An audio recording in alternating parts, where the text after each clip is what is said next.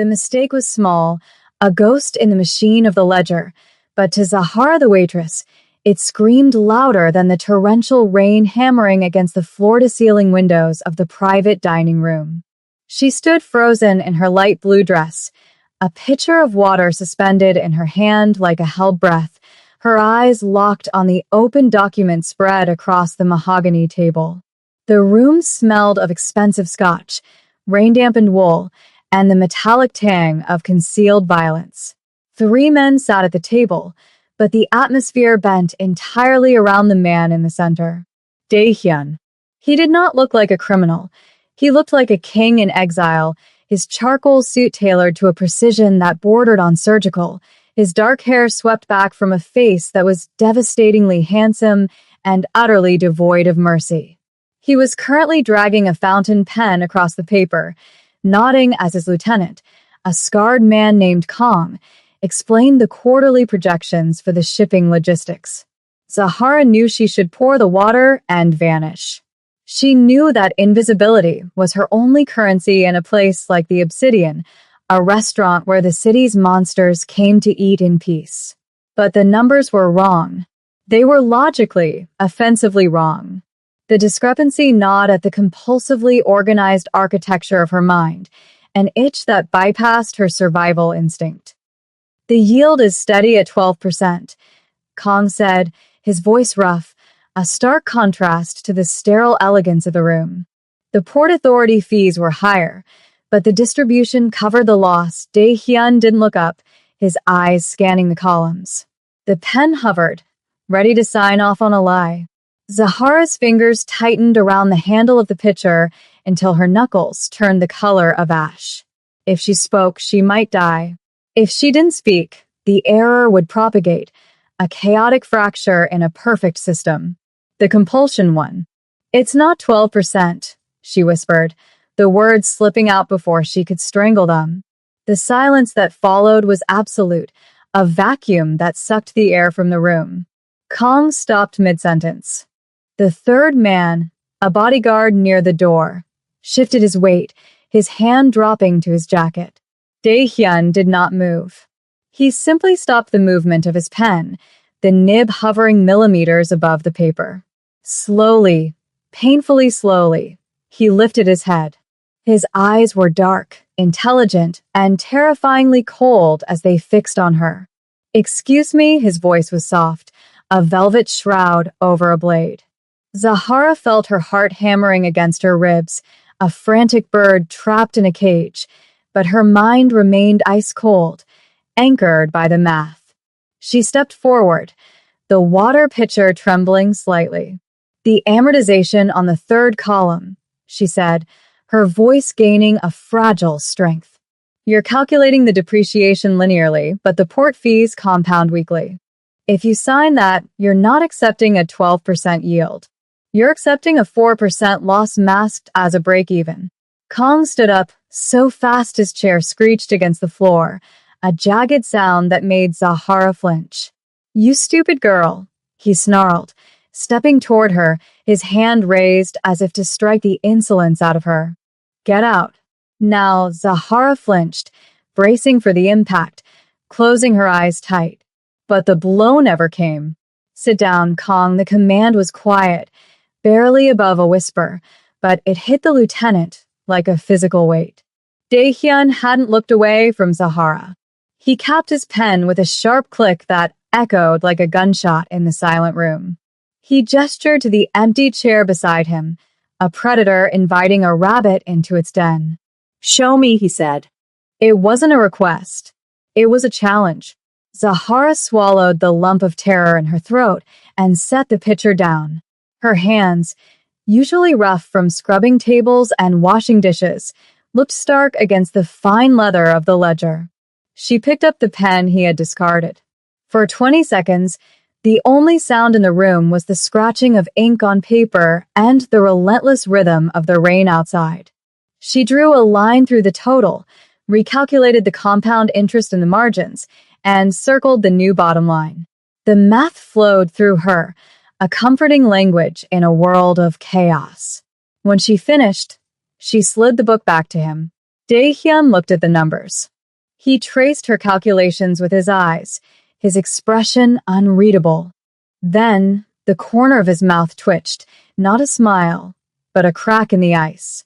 He looked up at her, really seeing her for the first time, stripping away the waitress uniform and seeing the mind beneath. "What is your name?" he asked. "Zahara," she breathed. "Zahara," he repeated, tasting the syllables. "Get her a coat. She's leaving early." The rain had not let up by the time she was dismissed. It had only intensified, turning the streets of the city into rivers of oil and neon reflections. Zahara did not have a coat, despite the order. She had fled the restaurant the moment the manager, pale and sweating, had told her she was done for the night, pressing a thick envelope of cash into her hand and telling her not to ask questions. She walked quickly toward her apartment, a cramped studio in the crumbling district of the city, clutching her thin cardigan around her chest. The adrenaline was fading, replaced by a deep, shivering dread. She had corrected a warlord. She had humiliated his lieutenant. In the movies, this was the part where the girl got away. In reality, she knew she had just walked onto a chessboard she didn't understand. Every pair of headlights that swept over her made her flinch. She kept replaying the scene in her mind. The way Dae-hyun's eyes had narrowed, the predatory focus, the way the air in the room had shifted from dismissal to curiosity. Curiosity from a man like that was not a gift. It was a target designation. She reached her building, a towering soar of concrete and peeling paint, and practically ran up the 4 flights of stairs. Inside her apartment, she locked the door, engaging all 3 deadbolts, though she knew they would offer no resistance to the kind of men who guarded Dae-hyun. She threw the envelope on her small, scarred kitchen table. It burst open, spilling crisp bills, more money than she made in 6 months. She stared at it, her breathing shallow. It wasn't a tip. It was a down payment. Or perhaps it was severance pay for a life about to be cut short. Zahara paced the small room, the walls closing in on her. She stripped off the light blue uniform, needing to shed the skin of the waitress, and pulled on an oversized sweater, seeking comfort. She sat by the window, watching the street below through the cracked blinds. She counted the cars. She calculated the velocity of the raindrops. She organized her fear into variables and probabilities, trying to solve for survival. But the variable she couldn't account for was him. Dae-hyun. Why hadn't he let Kong hurt her? Why had he looked at the numbers with such reverence? The night dragged on, a slow torture of minutes ticking by. She didn't sleep. She couldn't. Every creak of the building was a footstep. Every distant siren was a warning. By the time the gray light of dawn began to bleed through the clouds, Zahara was exhausted, her eyes burning, her mind frayed. She went to the kitchen to make tea, her hands shaking. She needed to leave town. She had the money now. She could go to the bus station. She could disappear. She was reaching for her bag when the knock came. It wasn't a pounding, aggressive knock. It was 3 precise, rhythmic taps. Controlled. Inevitable. Zahara froze, the ceramic mug slipping from her fingers and shattering on the floor. The sound was deafening. She backed away until her spine hit the counter. The knock came again. "Miss Zahara?" A voice from the hallway. Calm, professional.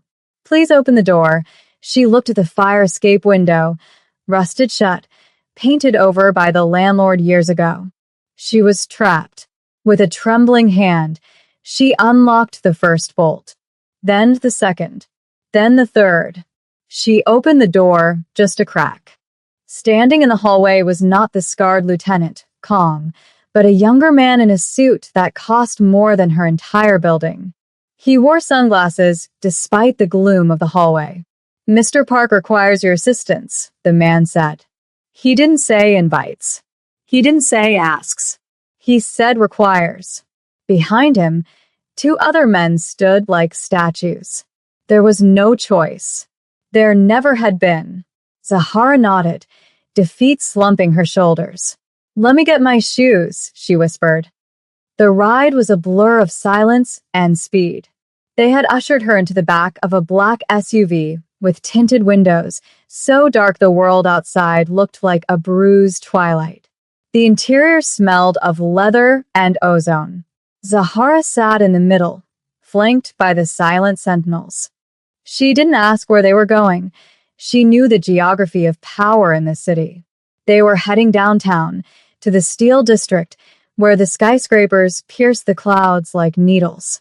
She tried to calculate the route, tracking the turns, the acceleration, the deceleration, building a map in her head in case she needed to run. But the logic was failing her. Her mind kept drifting back to the image of Daehyun's hand on the ledger. It was a hand capable of violence, yet it had held the pen with the grace of a calligrapher. He was a paradox, and paradoxes were dangerous. They couldn't be solved, only endured. The car slowed, the tires crunching over gravel, then humming over smooth concrete as they descended into an underground garage. The sudden darkness of the tunnel triggered a spike of panic. This was how people vanished. Buried under concrete, erased from the equation.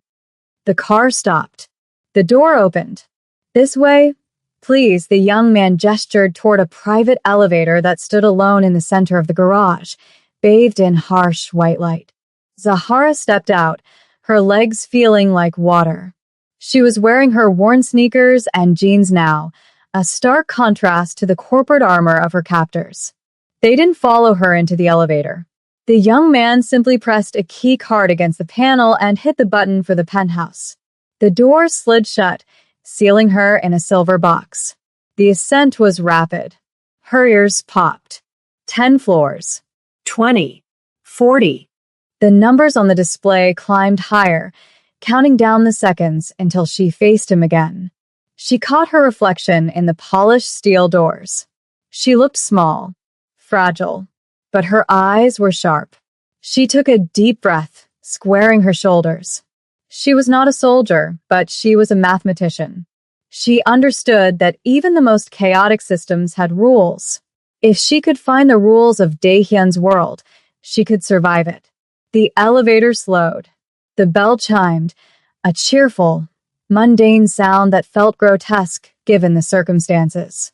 The doors opened.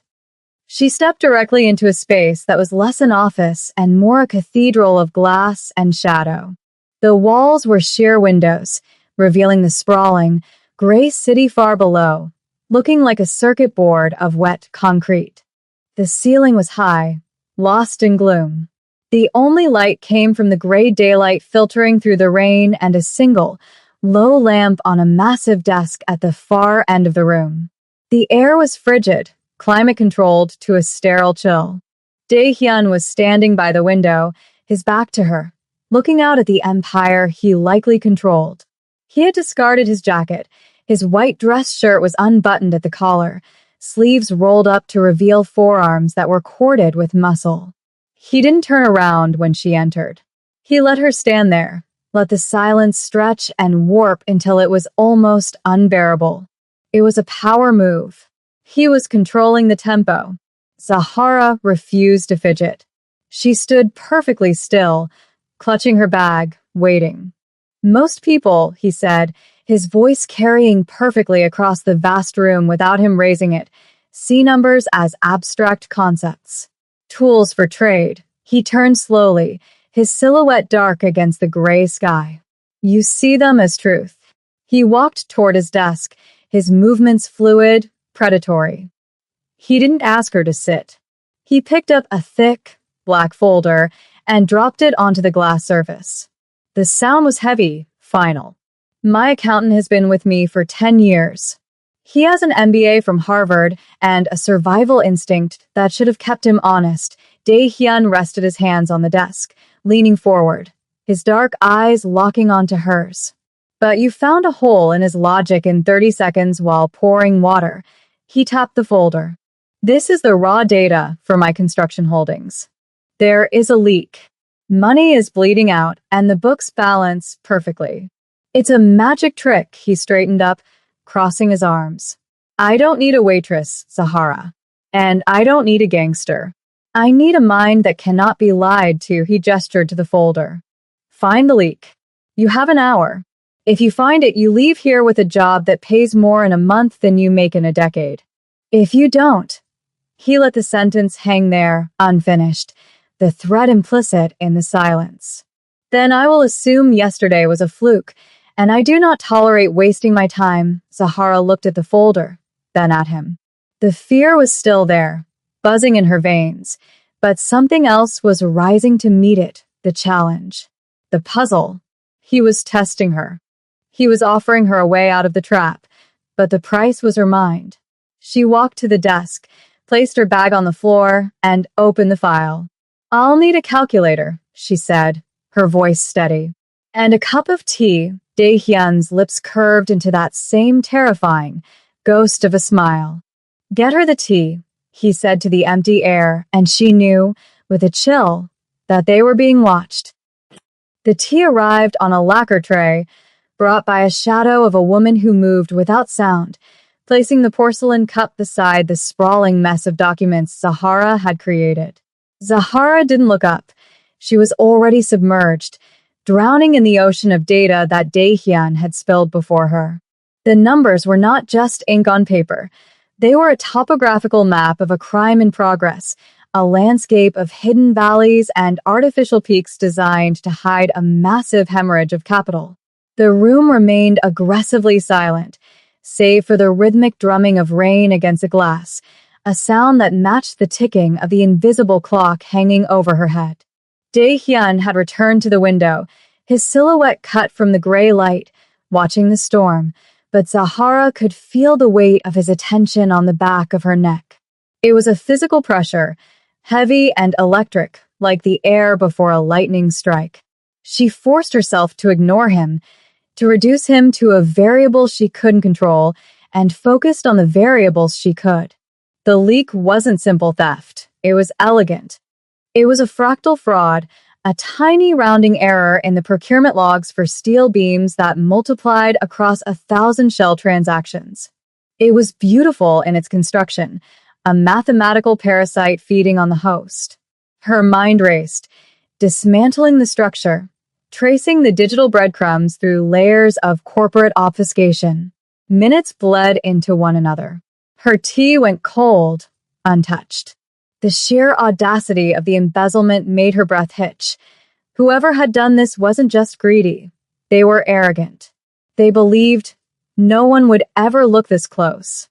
They hadn't accounted for a waitress who saw the world in patterns. As the hour mark approached, Zahara circled the final node in the network. She dropped the pen. The sound was a sharp crack in the silence. Dae-hyun turned immediately, as if he had been waiting for that exact frequency. Time is up, he said, his voice devoid of inflection. Zahara stood, her legs trembling slightly from the adrenaline crash. She didn't pick up the folder. She didn't need to. The map was burned into her eidetic memory. She walked around the desk, encroaching on his space, violating the unspoken boundary between the predator and the prey. If she was right, she was valuable. If she was wrong, she was dead. It's not a leak, she said, her voice finding a steel core she didn't know she possessed. It's a siphon. And it's not external. Dae-hyun didn't blink. He walked toward her, closing the distance until he was standing less than a foot away, looming over her. The scent of him, sandalwood, rain, and cold iron, flooded her senses. Explain, he commanded softly. Zahara reached past him, her hand hovering over the open file on his desk, pointing to a column of serial numbers. The steel procurement for the North Side development. The vendor is a subsidiary of a holding company listed in the Caymans, but the routing numbers for the payments loop back to a domestic account. She looked up, meeting his dark, abyssal gaze. The account is registered to a cipher, but the authorization codes match the ones used for your personal security detail. The implication hung in the air, toxic and heavy. She was telling him that the knife in his back was being held by his own guard. Specifically, the patterns matched the authorization level of Kong, the man who had almost struck her the night before. Dae-hyun looked down at where her finger rested on the paper. He was silent for a long, terrifying moment. He wasn't looking at the numbers anymore. He was processing the betrayal. His expression didn't change, but the temperature in the room seemed to drop 10 degrees. "You are certain?" he asked, his voice dropping to a register that vibrated in her chest. "The math doesn't lie," she whispered. "People lie. Numbers just wait to be found." Dae-hyun moved with a sudden, violent grace, bypassing the desk and picking up the phone receiver. He punched a single button. "Bring him to me," that was all he said. He hung up and turned back to Zahara, his eyes blazing with a cold, terrifying light. It wasn't anger, it was something far worse, clarity. He looked at her as if she were a rare artifact he had unearthed from the mud. "You have a dangerous mind, Zahara," he murmured, stepping closer until she had to tilt her head back to maintain eye contact. Most people would have stopped at the discrepancy. "You followed the blood trail." He reached out, his hand hovering near her face, and for a second, she thought he might strike her, a reflex of the violence she had just unveiled. Instead, his thumb brushed her cheekbone, a touch that was shockingly gentle yet possessive. "You just saved me $20 million, he said, his thumb tracing the line of her jaw. "And you cost a man his life." Zahara shuddered, the reality of his words crashing into her. She had treated it like a puzzle, a logic game. But in this room, on this level of the city, logic had a body count. "I just fixed the equation," she said, her voice shaking. "I didn't write the rules." Dae-hyun's eyes narrowed slightly, intrigued by her defiance. "No," he agreed. "But you play by them now," the elevator chimed. The sound was cheerful, discordant. Dae-hyun's hand dropped from her face. His demeanor shifted instantly from intimate investigator to warlord. "Stand behind me," he ordered. It wasn't a suggestion. Zahara retreated to the shadow of the bookshelf just as the elevator doors slid open. Kong stepped out, looking arrogant, annoyed, unaware that he was walking into a tomb. The confrontation was brief, brutal, and entirely devoid of shouting. Dae-hyun did not scream. He did not accuse. He simply slid the file across the glass desk toward his lieutenant. Kong looked at the open ledger, at the circled routing numbers, and the color drained from his face so fast he looked like a corpse standing upright. He looked up, his eyes darting to where Zahara stood in the shadows. "Boss," Kong started, his voice cracking. "I can explain." The liquidity was. Dae-hyun raised a hand, cutting off the lie before it could fully form. "Zahara," Dae-hyun said, not taking his eyes off the traitor. "Tell him the yield variance on his theft."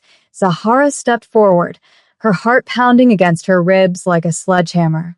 She felt like an executioner's assistant.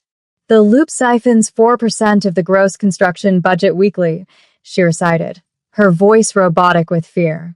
"Compounded over 6 months, the total loss is 22 million. Kong stared at her with pure hatred, but the fear of Dae-hyun paralyzed him. Dae-hyun nodded slowly. "You stole from me, Kong. That is disappointing. But you did it so poorly that a waitress caught you in an hour. That is insulting." Dae-hyun gestured to the 2 guards who had emerged from the service entrance, silent specters in the room. They moved on Kong instantly. There was no struggle. Kong knew the rules. As they dragged him toward the elevator, he didn't beg. He just stared at the floor, accepting the crushing inevitability of the math. When the doors closed, leaving them alone again, the silence that rushed back into the room was heavy, suffocating. Zahara felt faint. She gripped the edge of a bookshelf to steady herself. She had just signed a death warrant with a calculator. Dae-hyun turned to her, his movements slow, deliberate. The violence had been outsourced, but the threat remained in the room, coiled around him. He walked to a side cabinet and poured 2 glasses of amber liquid. He walked over to her, extending one glass. Drink, he said. Zahara took it, her fingers brushing his. The glass was heavy crystal. She took a sip. The scotch burned all the way down, grounding her, burning away the shock. Why? She asked, the words slipping out. Why did you make me do it? You have accountants. Dae-hyun took a sip of his own drink, watching her over the rim. Loyalty is expensive, he said. Competence is rare. But a mind that seeks truth regardless of consequence? That is priceless. He set his glass down on a stack of books and leaned against the shelf, trapping her in the corner, not with his body, but with his presence. You are wasting away in that restaurant, Zahara. Serving water to men who can't count. You live in a studio apartment with 3 locks on the door because you are afraid of the world. He stepped closer, invading her personal space, his voice dropping to a seductive, dark whisper. I am offering you a different kind of fear. The fear of power. He reached into his jacket pocket and pulled out a black card, heavy and metallic. He slipped it into the pocket of her oversized sweater. You don't work for the restaurant anymore. You work for me. You will audit every branch of my organization. You will find every leak, every lie, every weakness. Zahara looked up at him, her breathing shallow. And if I say no? Dae-hyun smiled, and this time, it reached his eyes. It was a dark, dangerous smile, but it was genuine. You won't, he said with absolute certainty, because you are already bored with the safety of your small life. You solved the puzzle because you couldn't help yourself. You belong here in the storm, he was right. God help her, he was right. The adrenaline coursing through her wasn't just fear, it was exhilaration. She had spent her life hiding her intelligence, dumbing herself down to survive. Here it was a weapon. It was currency. I want an office, she said, her voice trembling but clear. And I want access to everything. No redacted files. Dae-hyun's smile widened. He leaned in, his face inches from hers. Done, he straightened up and walked back to his desk, picking up the phone again. My driver is waiting downstairs. He will take you to your new apartment. The keys are in the car, Zahara blinked, the speed of the transition making her dizzy. New apartment. Dae-hyun didn't look up from the documents. He was already reviewing her work. You cannot be my auditor and live in a building with broken locks. It reflects poorly on my assets, he paused, then looked at her one last time, his gaze sweeping over her with a possessive intensity that made her knees weak. Go, Zahara. Get some sleep. Tomorrow, we tear the shipping division apart. She turned to leave, clutching her bag, her mind reeling. She walked to the elevator, the heavy carpet swallowing the sound of her sneakers. She pressed the button, and as the door slid open, she looked back. Dae-hyun was watching her, standing amidst the glass and the gray light, the king of a dark kingdom. He raised his glass in a silent toast. The doors closed, sealing her in. But this time, she wasn't trapped. She was ascending. The car ride was different this time. The driver spoke to her with deference. Miss Zahara, we are arriving at the spire. She looked out the window as the car pulled up to a sleek, modern glass tower, miles away from her crumbling neighborhood. The doorman held the door open. The concierge handed her an envelope. Inside was a key card and a single piece of paper. She took the elevator up, not to the penthouse, but to the floor just below it. She opened the door to an apartment that was vast, minimalist, and breathtaking. Floor-to-ceiling windows looked out over the city, mirroring the view from Dae-hyun's office. On the kitchen island, there was a box wrapped in black velvet. Zahara walked over to it, her heart hammering. She opened the lid. Inside was a platinum fountain pen, identical to the one she had used to correct the ledger, and a note written in elegant, sharp handwriting. The math was never the mistake. The mistake was thinking you were just a waitress. She picked up the pen, feeling its weight, its balance. She walked to the window and looked out at the rain-soaked city. It looked different now. It didn't look like a threat. It looked like a problem waiting to be solved. And she had the pen.